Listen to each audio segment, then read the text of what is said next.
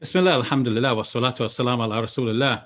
Thank you all for joining me for this live stream as I discuss verses from the Quran from Surah Al-Baqarah dealing with charity. I'm your brother in faith, Shabir Ali.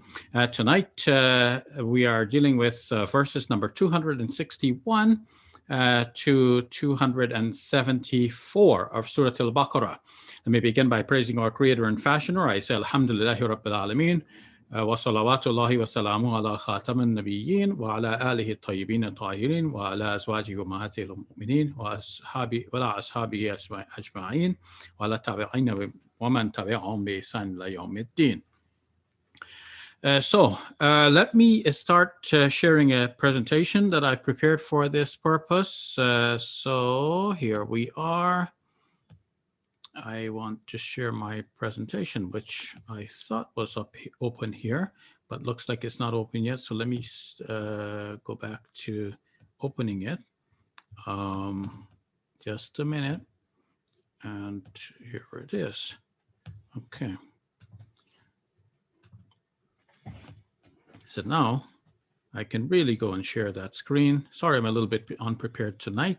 Some circumstances delayed my preparation and getting ready for this purpose. So is my screen visible? Is my screen visible to viewers? Okay, no. Not yet. All right, so let me go back and make sure of that. So I go here. Why is this not okay?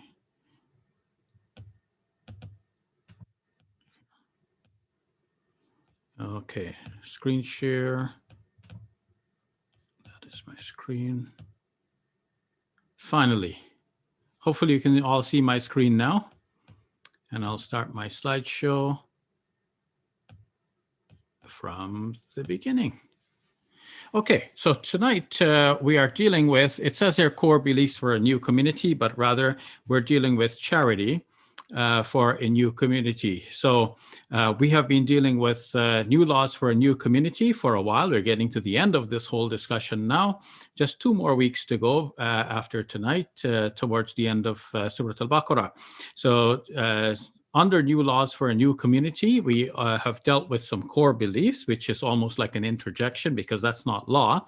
But nonetheless, we have to be constantly reminded of our core beliefs, for it is on the basis of these beliefs that all of the obligations flow. Had it not been for our belief in Allah Azza wa Jal, why would anyone want to obey the laws? Of course, people can follow their own conscience and whatever, but for the laws from Allah to become an obligation for us, naturally, we have to first profess our belief. It may be an obligation anyway, but for us to accept that obligation as our own, we first believe in Allah Azza wa Jal. So the core beliefs were inserted there, not at random, but for the basic establishment of the commitment that the believers will have towards Allah Azza wa Jal. All right, so under that now, we are dealing tonight with the charitableness of the new community. That's in verses number 261 to 274. The spread of verses that we need to study tonight is a little bit longer than usual. And that's because I wanted to capture all of the verses within this stretch that deal with this one topic, and then we move away from this one topic. I'm going to keep my watch nearby so that I can pay attention to the time and not spread this out unduly. So some things I will need to go through a little bit more quickly, and some things I will summarize in order that we can cover the spread of verses tonight. Okay, so dealing with the verses, here is a new translation. The reward for donating wealth in the way of Allah grows like the seed which sprouts 7 ears with 100 grains in each ear. Allah multiplies the reward for whomever He will. Allah is all-embracing, all-knowing. If people donate their wealth in the way of Allah and after donating do not remind others of their generosity or say anything to hurt others, they will have their reward with their Lord. They shall neither fear nor grieve. That should be changed to grieve. Saying a kind word and forgiving others is better than donating, followed by hurting others. Allah is self sufficient and forbearing. Believers, do not render your donations vain by reminding others of your generosity or saying heartful words. Do not be like those who spend their wealth only for show, whereas they neither believe in Allah nor the last day. The donations of such people are like the dust that settles on a rock. A rainfall will wash off the dust, leaving the rock bare. Such people have no power over what they have gained. Allah does not guide the disbelievers. On the other hand, when people donate their wealth in search of Allah's pleasure and for the strengthening of their souls, their donations become like a garden on a height which receives rainfall and produces double the expected fruits. It doesn't even need a heavy rain. A mild shower will suffice. Allah sees what you do. Imagine this situation. You have a garden of palm trees and vines with rivers flowing underneath it, with all kinds of fruit for you therein. Then you reach old age, but your children are incapable of tending your garden. Meanwhile, a fiery whirlwind strikes it, and thus it is consumed by fire. Who would like to be in that situation? Thus, Allah makes his revelations plain unto you so that you may reflect on it.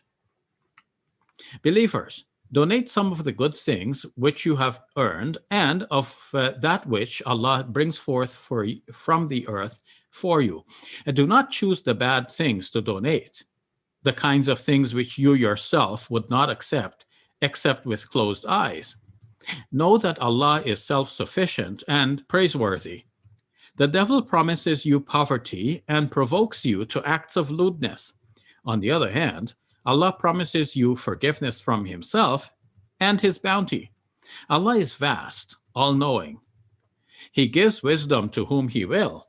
Those to whom are granted wisdom have really received abundant good, but only people of understanding pay heed to this. Allah knows the charity you give and the vows you make. Meanwhile, wrongdoers have no helpers. It is fine if you make your donations public, but it will be better for you if you hide your charity while giving it to the poor. That will atone for some of your misdeeds. Allah is aware of what you do. O Prophet, it is not your responsibility to guide them. Rather, Allah guides whom he will. Believers, if you give some good things in charity, that is to your own credit. You do not donate except to seek Allah's face. Every good thing you donate will be repaid to you in full. You will not be shortchanged. Give to the poor who are preoccupied in the cause of Allah, such that they cannot devote time to earning a living. Because such persons restrain themselves from begging persistently, ignorant persons may presume that they are rich, but you will recognize their need by subtle signs. Allah knows whatever good things you give away in charity. As for those who spend their wealth by night and day, secretly and openly, their reward is with their Lord. They will have nothing to fear or grieve over. So I have an extra word by there that I need to remove. Reading that again. As for those who spend their wealth by night and day, secretly and openly, their reward is with their Lord. They will have nothing to fear or grieve over.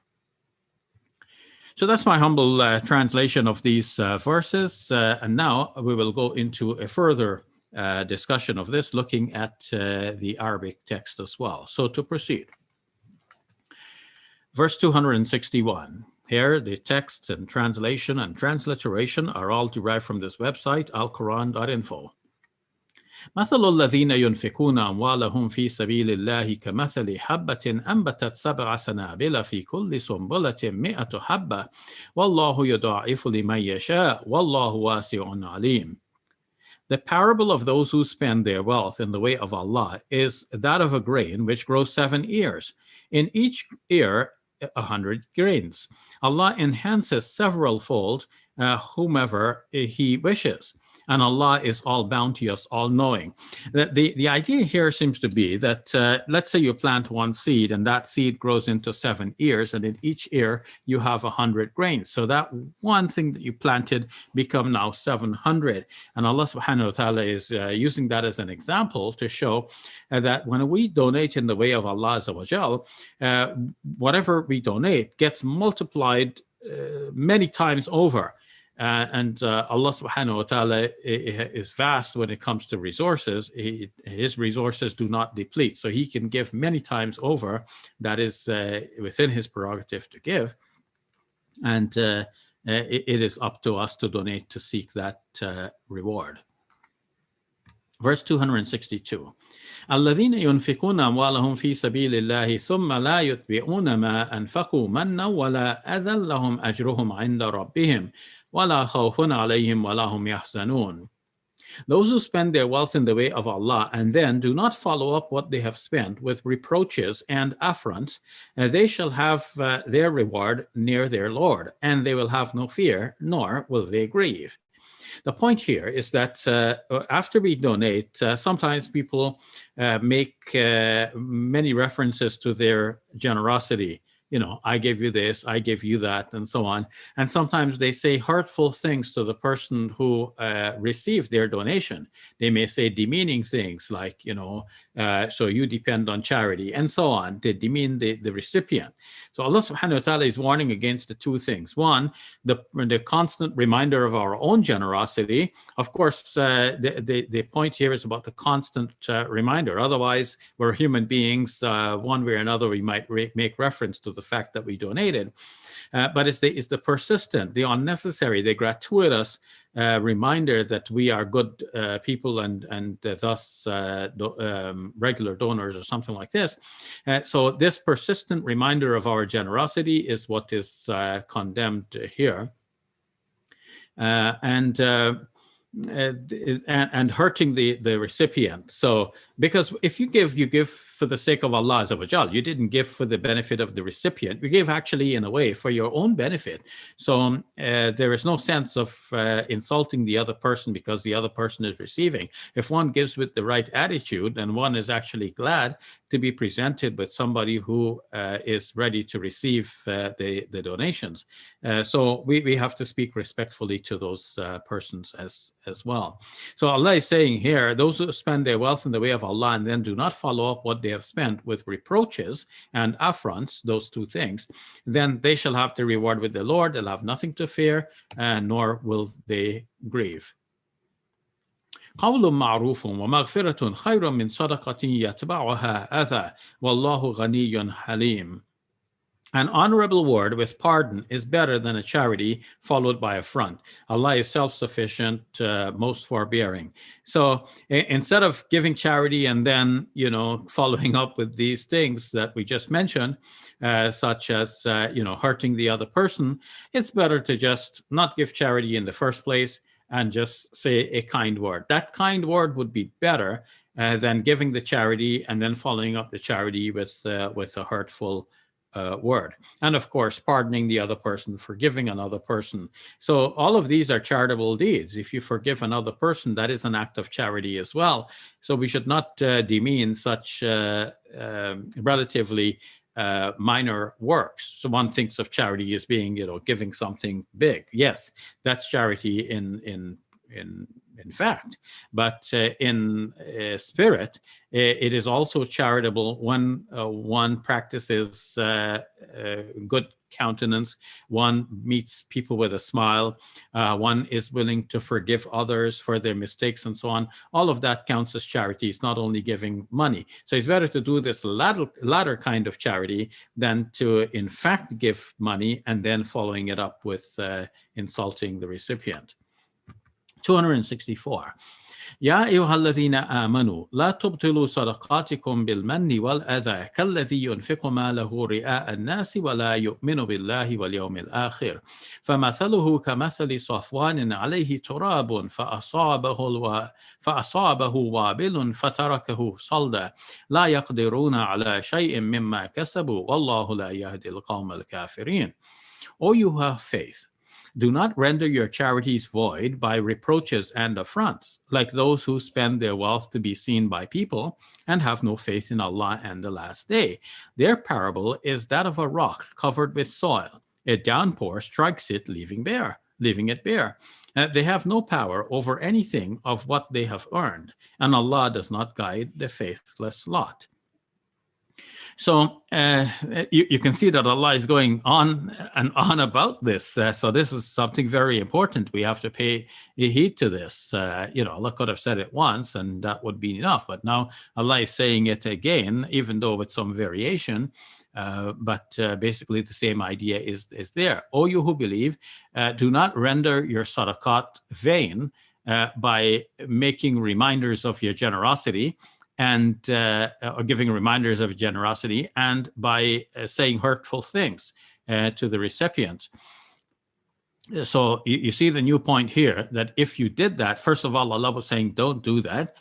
But now he's saying that if you do that, what happens to your charity? It becomes vain. You have given your hard-earned money in the way of Allah, but because you follow up with these kinds of things, your charity now becomes vain. So yeah, I mean, you're rendering, you're nullifying it.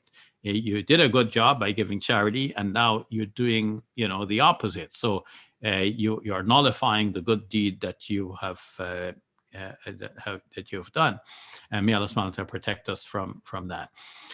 So now, if one does that, then Allah gives a parable to tell us, that person is like this. So we can see things more graphically rather than just simply hearing about them theoretically.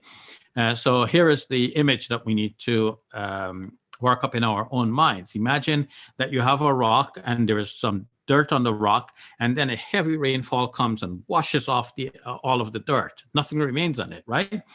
So the person who gives and then follows up with reminders of his generosity and insulting words is like this. His account is almost like this rock. Instead of and what he gives is considered dirt by Allah subhanahu wa ta'ala. See, it's a very apt image here. So this is like dirt on a rock, and then the rain comes and washes off the dirt, so no trace of it remains on the rock. The rock remains shiny.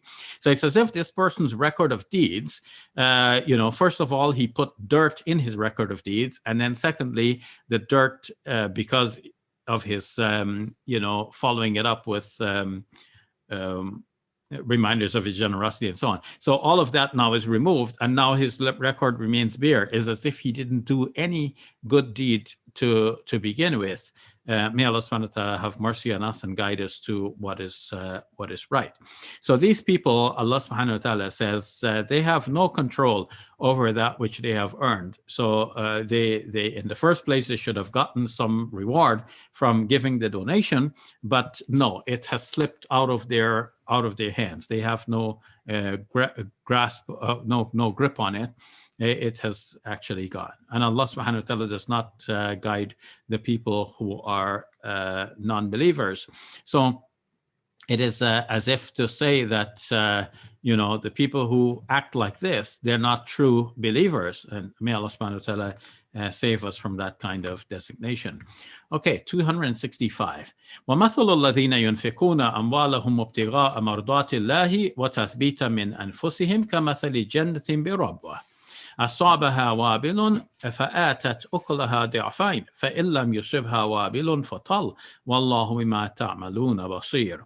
The parable of those who spend their wealth seeking Allah's pleasure and to confirm themselves is that of a garden on a hillside. The downpour strikes it, whereupon it brings forth its fruit twofold. And if it is not a downpour that strikes it, then a shower. And Allah sees best what you do. So here we have a different parable. We have to think about the person who is giving his wealth in the way of Allah for the purpose of seeking the pleasure of Allah. Here it's mentioned the face of Allah. So, مثل الذين ينفقون أموالهم ابتغاء مرضات الله. Okay, the pleasure of Allah. So I'm moving ahead of myself. A later verse will mention the face. Okay, so here the pleasure of Allah. So seeking the pleasure of Allah by giving the donation What is that? The example of that? That is like a garden on a hillside. A downpour strikes it eventually, and it brings forth its fruit.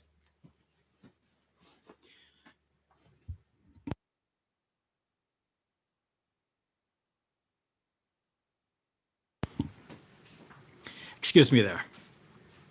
So my throat is getting a bit dry, and Ilyas is going to bring me some water. So those who spend their wealth seeking the pleasure of Allah is like this garden on the hillside. The downpour strikes it, and it brings forth its fruit twofold. Let me drink some water. Bismillah.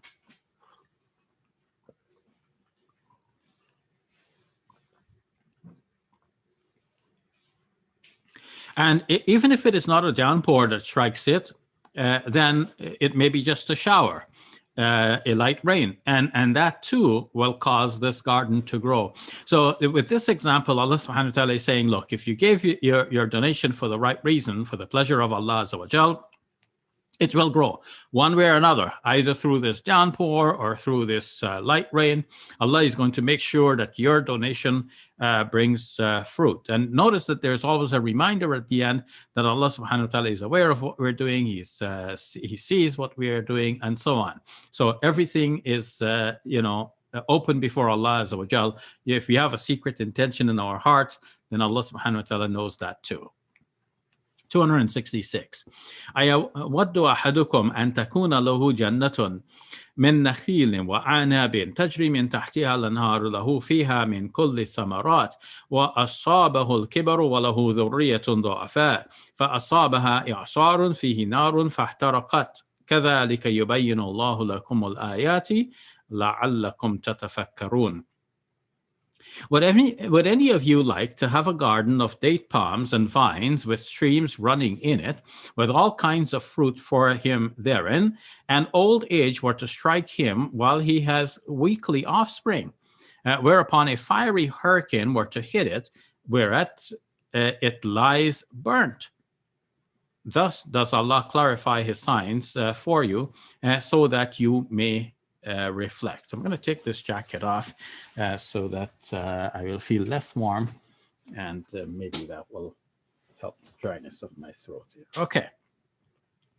So to read that again, would any of you like to have a garden of date palms and vines with streams running in it, with all kinds of fruit for him therein, and old age were to strike him while he has weakly offspring, whereupon a fiery hurricane were to hit it, whereat it lies burnt? Thus does Allah clarify his signs for you so that you may reflect. So now the imagery before us is there is this garden. So somebody owns the garden. This person, is getting all kinds of fruit from this garden. Everything is there going for it. It's got the streams running in the garden, so it's properly irrigated. It's bearing all this kind of fruit. And now eventually the person becomes old. And then he's counting on his offspring to take care of the garden, but the offspring are weak. The offsprings are weak. And so there's nobody really to care for the garden to make sure that it continues to bear fruit.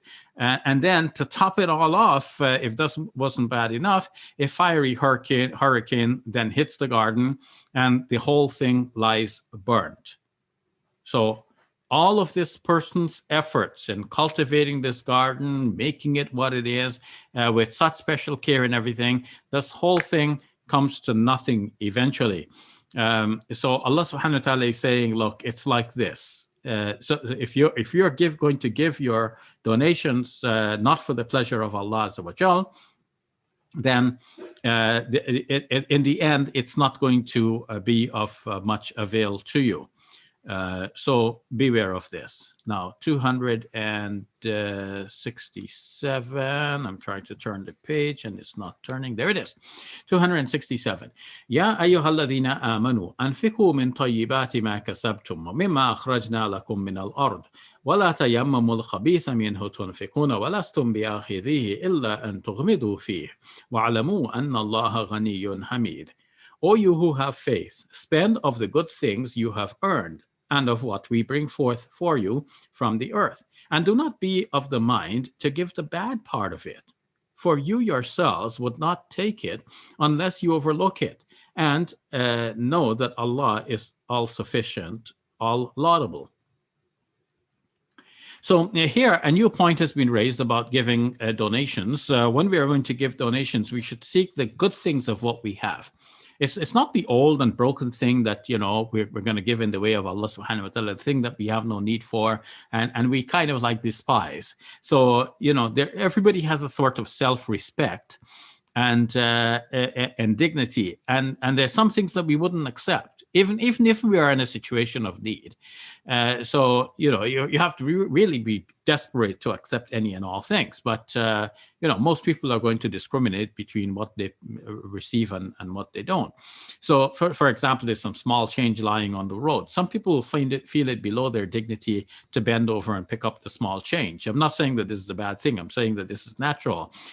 People have dignity. So now you yourself are not going to receive something. So when you are giving in donations, you have to give according to your level in life and according to your dignity. Like, what is going to be small change for you? That's not what you should try to give in charity. When you're going to give charity, give something good. Look at what you have and give something reasonable according to that. And when it comes to material goods, don't give the old and broken thing. Give good things as donations. So, you can give the old and broken things too, but that should not be the sum of your donation. Your first glance should be at the good things and give that with pleasure for Allah subhanahu wa ta'ala. So this is why when we are going to perform our udhiyah or sacrifice, when the Eid comes, we want an animal that looks good. Like it's not like a scrawny thing, and you say, okay, just do this for the sake of Allah. It must be one that you yourself are going to feel happy about. Here is that new point that we should give out of the good things, either from what we are earning, from good from amount from what we are earning, or give the good produce that comes from the earth. And the refrain at the end of the verse is that وَاعْلَمُوا أَنَّ اللَّهَ غَنِيٌّ حَمِيدٌ. Know that Allah is self-sufficient and He is praiseworthy. So the ending of the verses often have something that relates to the content of that particular verse. So in this case, we see that Allah subhanahu wa ta'ala is saying He is Ghani, He is self-sufficient, and He is Hamid, He is praiseworthy. So that means that He is reminding us that in the first place, He doesn't really need our donation. So when we are giving something, it's not for His sake. It's not that He needs it and we're saying, okay, here, just take this, whatever it is, and go off on your own. It is we that need Allah, and He is Ghani, He is self-sufficient, and He is also Hamid, He is praiseworthy. So don't think of giving something that is lowly and despicable. Think of giving something good that is deserving of one who is worthy of praise, because you're giving this to Allah Azza wa Jal. Same thing that we're going to pray. So when you're going to pray, you know that you're going to stand before the King of Kings and Lord of Lords. You're going to appear in a neat way. If you have a button, you button it. If if there's a sleeve in a garment, you put your arm in the sleeve. You're going to dress properly and nicely to stand before Allah Azza wa Jal, because you are standing before the King of Kings and the Lord of Lords. So in a similar way, when you're going to give charity, you know that you're putting this into the hand of the King of Kings, the Lord of Lords. So you should give something good. And that seems to be the whole point here, especially with that refrain at the end. وَاعْلَمُوا أَنَّ اللَّهَ غَنِيٌّ حَمِيدٌ. Know that Allah is self-sufficient and He is praiseworthy. Okay, 268. We're getting close to the end now. الشيطان يعيدكم الفقر ويأمركم بالفحشاء والله يعيدكم مغفرة منه وفضلا والله واسع عليم. Satan frightens you of poverty and prompts you to commit indecent acts. But Allah promises you His forgiveness and grace, and Allah is all bounteous, all knowing. So Here we have the situation. Somebody may have wealth, but when they're ready to give that in the way of Allah Azza wa Jal, the shaitan is telling them, you know what, you need that money. You shouldn't give it in the way of Allah. You're going to become poor if you need that. You yourself are going to be in need if you give that in the way of Allah. And then, on the other hand, shaitan is instigating you to use the same money to do evil things. So who are we going to listen to? Allah, on the other hand, is promising us his forgiveness and grace, more of his bounty. He is the one who gave us the wealth in the first place, and he will give us even more when we give in the way of Allah Azza wa Jal. So Allah's promises there, he's promising you, like, if you give, I will forgive you and I'll give you more of my bounty. And on the other hand, shaitan is saying, don't give. You will become poor. You will need that money. And then on the other hand, he's going to come in, he was going to instruct you or instigate you or even command you to do evil things with that money. So the point of this verse is that we should listen to Allah Azza wa Jal, because he is wasi'un alim. He is vast, and his resources are vast, and he knows what he's talking about. When he tells you donate, he is giving you the sage advice here. It's not the Satan who knows better. All right, and then 269. يؤتي الحكمة من يشاء ومن يؤتى الحكمة فقد أوتي خيرا كثيرا وما يذكر إلا أولو الألباب. He gives wisdom to whomever he wills, to whomever he wishes. And he who is given wisdom is certainly given an abundant good, but none takes admonition except those who possess intellect. Let me drink some more water and then we'll ponder this verse a little bit more.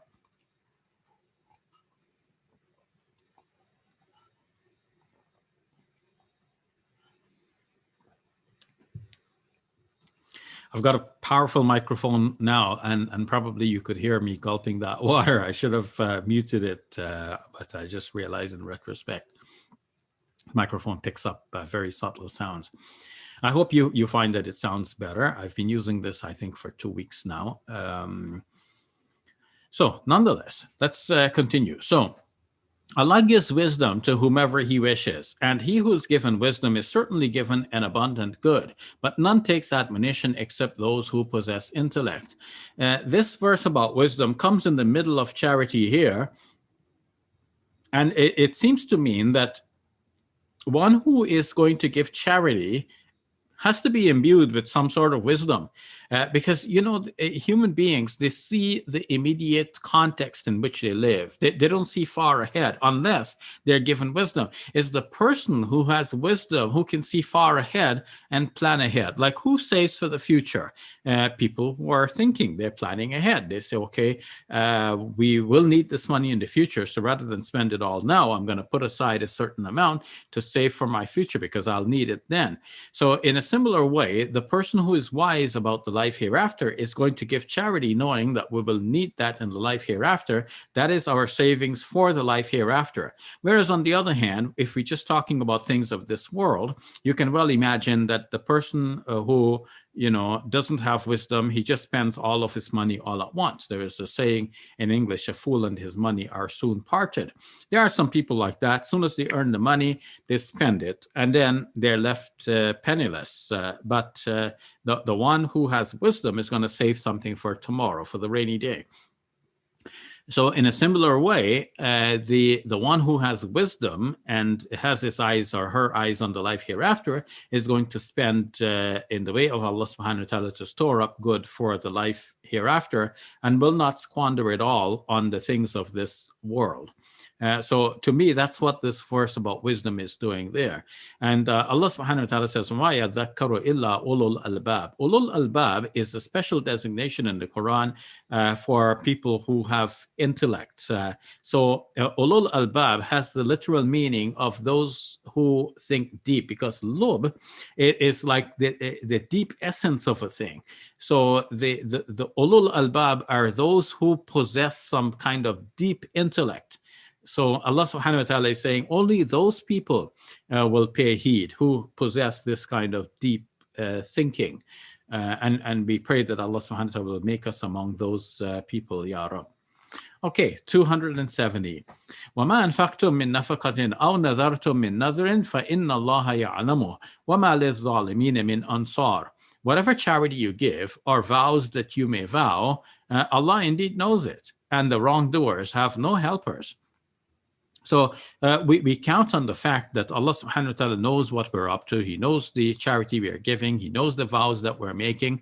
And of course, if we make a vow, we have to fulfill it. Somebody may say, Ya Rab, if you give me success in my exams, I'll get a good job and then I'll donate a lot in your way. I'll do this and that good deed. So you make a vow like that, then you have to fulfill it because it's been recorded by Allah Azza wa Jal. You, even if you didn't write it anywhere yourself, you just said it verbally, but Allah subhanahu wa ta'ala is taking note of that, and you have to fulfill it. It's a promise to Allah Azza wa Jal. So you fulfill your vow. And of course, whatever charity you give, Allah subhanahu wa ta'ala knows that as well. So even if charity given in secret, Allah subhanahu wa ta'ala knows it. And he's saying that he will not provide any help to the wrongdoers, the dhalimeen. Dhalimeen could be those who oppress other people. Okay, so to continue, 271, we're getting now close to the end. إن تبدوا الصدقات فنعما هي وإن تخفوها وتؤتوها الفقراء فهو خير لكم ويكفر عنكم من سيئاتكم والله بما تعملون خبير. If you disclose your charities, that is well. But if you hide them and give them to the poor, that is better for you, and it will atone for some of your misdeeds. And Allah is well aware of what you do. Here we have in this verse a salient feature about charity, and that giving charity is going to atone for your ill deeds. Now, that is the case with good deeds in general, because another verse of the Quran says, Innal hasanati yudhibna sayyi'at. Certainly, the good deeds are going to drive away the evil deeds. So whatever bad things are in your account of deeds, if you give charity and you do other good things, then that's going to wipe away the evil deeds from the pages of your record. But charity is especially singled out for this. Charity is known to drive away or to wash away the evil deeds. So if you disclose the charity, this verse says, that's okay. But if you hide it and then give it to the poor, that is even better. And it will atone for some of your misdeeds. And again, we are reminded that Allah subhanahu wa ta'ala is aware of what we do. Verse 272. لَيْسَ عَلَيْكَ هُدَاهُمْ وَلَكِنَّ اللَّهَ يَهْدِي مَن يَشَاءُ وَمَا تُنْفِقُوا مِنْ خَيْرٍ فَلِأَنفُسِكُمْ وَمَا تُنْفِقُونَ إِلَّا ابْتِغَاءَ وَجْهِ اللَّهِ وَمَا تُنْفِقُوا مِنْ خَيْرٍ يُوَفَّ إِلَيْكُمْ وَأَنْتُمْ لَا تُظْلَمُونَ. It is not up to you to guide them. So here, our Prophet Muhammad, peace be upon him, is specifically being addressed. And Allah subhanahu wa ta'ala is saying to him, it is not up to him to guide the people. He can only give them the message. Elsewhere in the Quran, we have verses like, وَمَا عَلَى الرَّسُولِ إِلَّا الْبَلَاغِ. The messenger of the responsibility of the messengers is only the conveyance of the message. And the messenger cannot guide people. Like he cannot decide, I want to guide this person and then make that person a believer. No, he can attempt, but the guidance ultimately is going to come from Allah Azza wa Jal. And so the messenger's responsibility is only to deliver the message. And here too, the Prophet, peace be upon him, is being told, you just deliver the message about the need for charity and the responsibility of people to give charity, and then you leave it to them. Whether they give charity or not, this is their responsibility. Of course, in the state context, just like every state collects taxes for public expenditures, the Islamic State will have to collect the taxes as well, and the taxes will come from the Muslims by way of zakat. So in that case, it will be collected, not because it's a religious duty, but because it is a necessary state activity. And so the Prophet, peace be upon him, is being told, leave the people to what they're up to, and it is your responsibility only to convey the message, whether they listen and believe or not. This is really up to them. This shows that there is a great degree of freedom that the Islamic faith guarantees for people in society. People can choose to believe or not. People can choose to do the right thing or not. If they're committing harm to the society, well then yes, their harm will have to be curtailed and curbed But other than this, they have the freedom. So Allah subhanahu wa ta'ala is reminding the Prophet, peace be upon him, that it is not his responsibility to guide them.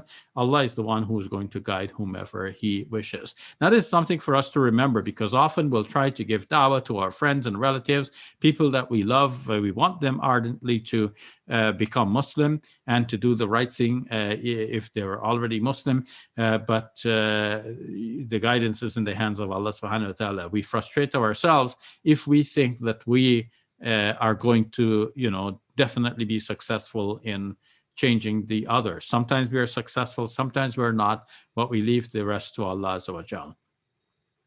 On the other hand, the Prophet, peace be upon him, is being told that whatever he does, then that is to his own credit. So if he gives a charity and the Muslim community as a whole, now we're being addressed in the plural. وَمَا تُنْفِقُوا مِنْ خَيْرٍ فَلِأَنفُسِكُمْ. Whatever you spend in the way of Allah, that is for yourselves. So, sometimes when we are doing a good thing, we desire other people to do the good thing as well, not for their sake, but in some weird way, we're thinking like, why should I be the one to just do the good thing? Why shouldn't they do the good thing as well? They should do it as well. So Allah is reminding us, don't worry about what other people are doing, whether or not they're doing what is good or not. You know yourself that what you do, or whatever good thing you do, that is for your own self. Like you didn't do it for somebody else. You did it for your own self. So with that attitude in mind, you're not going to say, well, other people are supposed to do as well, because it's not that you did something for somebody else and you're expecting that others to pitch in as well. You are doing it for your own self. So just do it for yourself. And whatever you do is for your own benefit. And at the same time, you should be doing it to seek the pleasure of Allah Azza wa Jal. You're not doing it to please other people. You're doing it to please Allah Azza wa Jal. So when you keep these goals in mind, you know that you're doing this for the pleasure of Allah. There's no way that you're going to turn around and insult other people and remind them of your generosity and demand of them that they have to do some good things as well. Yes, of course, we might remind others. We plead with them. We try to persuade them. We try to give them a good message, an advice, and so on. But at the end of the day, if they will not listen, we know that we have done it for the pleasure of Allah subhanahu wa ta'ala. We have done whatever good we could have done for the pleasure of Allah. And if others are not doing what they could do for the pleasure of Allah, this is their responsibility. And in fact, it is their loss.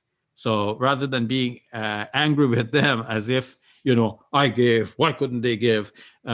We should rather be content that Allah subhanahu wa ta'ala has guided us to do what is right, and thankful to Allah subhanahu wa ta'ala for singling us out and giving us that privilege of being able to spend in his way, because not everybody is able to give. Some people have money, but they don't have that guidance from Allah subhanahu wa ta'ala, and they can't give in the way of Allah. If they try to give, it's like something is holding them back. It's their own inner desire and avarice. They're clinging on to that wealth. May Allah subhanahu wa ta'ala make us generous for his cause.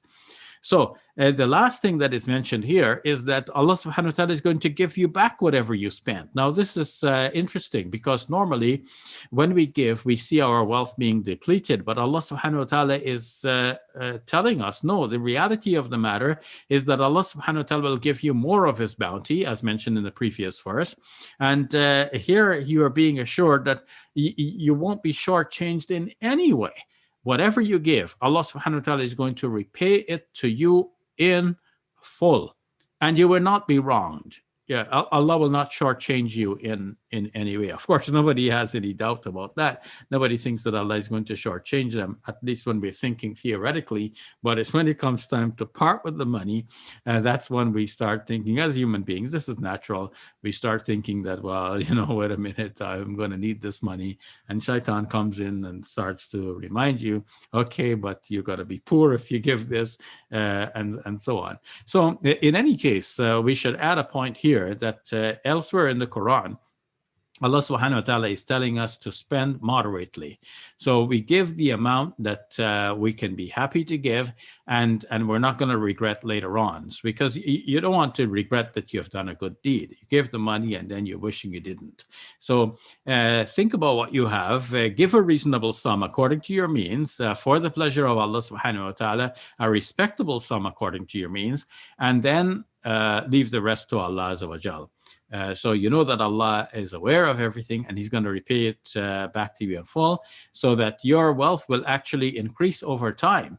How does Allah subhanahu wa ta'ala make that happen? It may be that Allah subhanahu wa ta'ala helps you to get a promotion that you didn't expect, or Allah subhanahu wa ta'ala brings new business opportunities your way in case you're a business person. In one way or another, Allah subhanahu wa ta'ala helps you to advance in life, and He provides for you more from out of His bounty, and you get more in the long run for the very fact that you have contributed in the way of Allah subhanahu wa ta'ala. Okay, verse number 273, last but one for tonight. للفقراء الذين أحصروا في سبيل الله لا يستطيعون ضربا في الأرض يحسبهم الجاهل أغنياء من التعفف تعرفهم بسيماهم لا يسألون الناس إلحافا وما تنفقوا من خير فإن الله به عليم. I'm gonna drink some more water. Bismillah.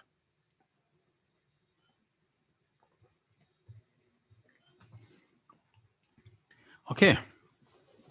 Somehow it feels especially dry tonight. The English translation. The charities are for the poor who are straitened in the way of Allah, not capable of moving about in the land for trade. The unaware suppose them to be well off because of their reserve. You recognize them by their mark. They do not ask people importunately. And whatever wealth you may spend, Allah indeed knows it. So let's look at this verse a part at a time. First of all, the charity belongs to people who are in straitened circumstances, narrow constraints, and they are in the way of Allah. So these could be people who are striving in the way of Allah in, let's say, a military confrontation to defend the nascent Islamic community. Now, they obviously have to be given something from the public funds. Otherwise, how are they going to make a living? While they're occupied in the military campaign, they can't go out to earn from a regular job. So they have to be sustained. Then there are other people who are not in the field of military encounter, but they are engaged in knowledge for the sake of the community, because the community has a responsibility such that there must be some representatives of the community who have the required knowledge to represent the community at that level. So some people have to dedicate themselves to acquiring that knowledge and disseminating that knowledge within the community. So such persons as well have to be paid from the public exchequer. But let's say the situation is not such that the public exchequer is not set up, and the individual is not getting paid from there. So then if he's devoting himself or she's devoting herself to this life of serving the community for the public benefit, then how is that person going to sustain himself or herself? Well, charity is what comes in to help that individual. Now, such persons will have a certain degree of self-respect. They're going to restrain themselves from begging, especially again and again. And with this situation in mind, some who are not well aware, some who are clueless, they're going to think, well, you know, this person must be well-to-do because he doesn't beg us for anything. But Allah subhanahu wa ta'ala is calling on the people who have some perceptive abilities to look for subtle signs. You will recognize people who are in need by subtle signs. So you should be sure to help those people so that they can carry on their good work, and at the same time you have a deserving recipient for your charity. And again, Allah is telling you whatever wealth you spend, Allah indeed knows it.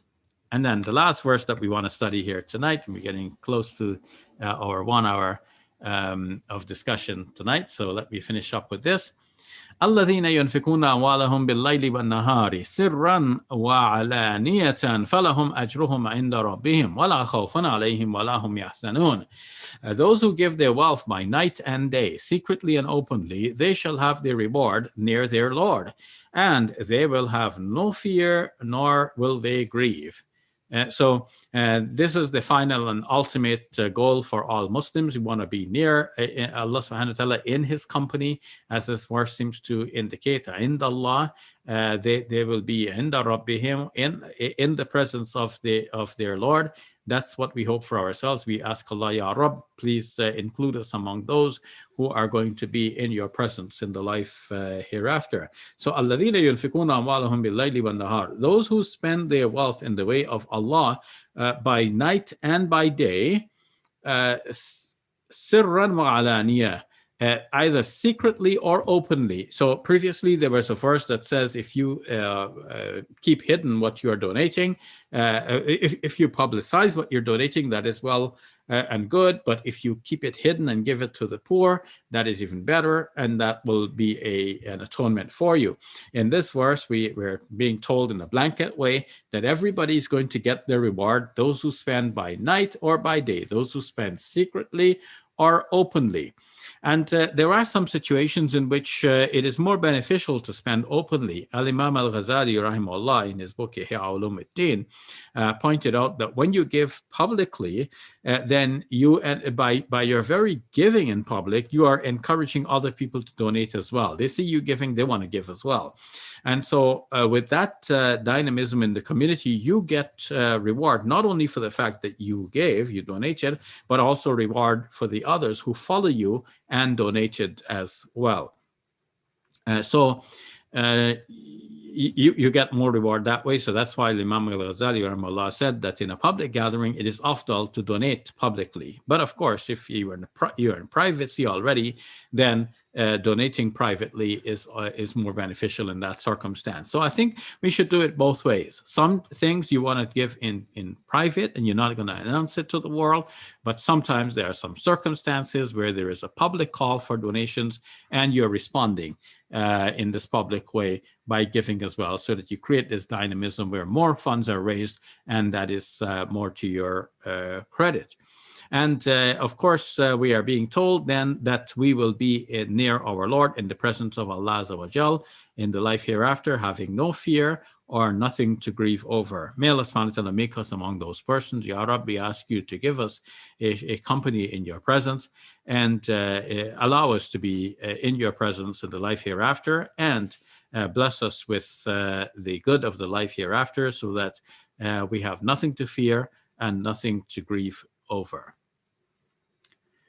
So that brings me to the end of the section that I wanted to study on charity tonight. Next week, inshallah, we'll dealing with verses about taking and receiving interest and usury. So let's keep our thoughts open for that for next week, inshallah. We're getting close to the end of the surah then. So let's see what lies above for us. So charity we have dealt with tonight. Next week we'll be dealing with commercial law. And then the following week we'll deal with a summary of core beliefs and the concluding dua. And that will bring us to the end of Surah Al-Baqarah. Following our reaching of the end of Surah Al-Baqarah, I have received suggestions from the local community that we would prefer to go with now a topical study of the Quran.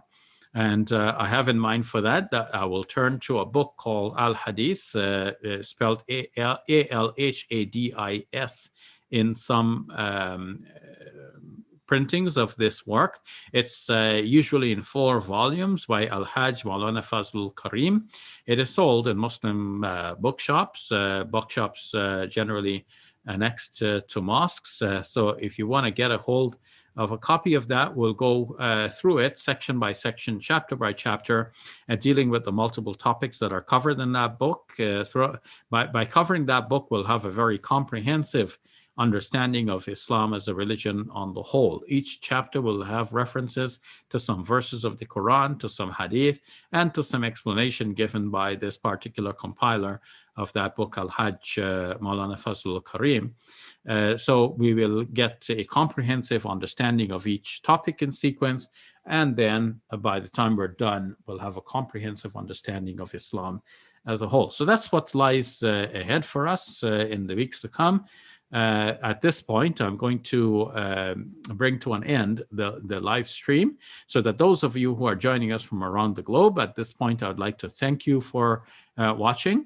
And I'd like to invite you to watch on my Facebook page on Sunday. On Sunday at 1:30 p.m., I'll do a live Facebook post in which I'll be discussing the topic that I covered in my khutbah today. But whereas I dealt with it briefly today, I'll come back and deal with it in greater detail. That'll be Sunday at 1:30 p.m., inshallah. We'll be talking about the oneness of God in Judaism, Christianity, and Islam. So I want to thank you for watching. And then next week, inshallah, I want to invite you back, same time, 8 p.m. Friday night, for another discussion of the verses of Surah Al-Baqarah. So again, may Allah subhanahu wa ta'ala protect you all, protect you from COVID-19 and from every other disease and sickness and distress.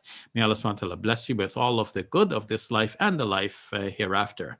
Thank you for watching. Peace be with you. Assalamu alaikum wa rahmatullahi wa barakatuh.